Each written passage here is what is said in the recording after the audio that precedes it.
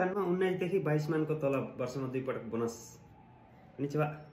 खासै गाइस मानव याबाट पनि अझ फेरि रेउखानको क्युजिन लिएर आएको छ है मैले यो ठाउँ चाहिँ गिफुकेनको गेरोसी भन्ने ठाउँमा रेउखानको क्युजिन आएको छ गे क्यु चाहिँ 19 देखि 22 मानसम्म अनि वर्षमा 2 पटक बोनस छ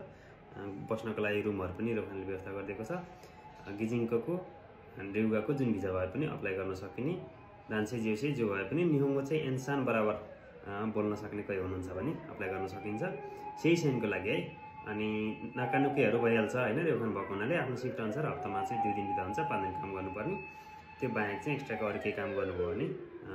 कोते जाङ्गे बाहेकको चाहिँ जिखान भयो भने चाहिँ पैसा आउँछ कोते जाङ्गे चाहिँ 14 देखि 35 घण्टासम्म यो चाहिँ शोधन गर्ने खण्ड चाहिँ 35 घण्टा नै हुन्छ भन्ने छैन यो चाहिँ निशा गर्ने बेलामा चाहिँ शोधन गरेर गर्न सकिन्छ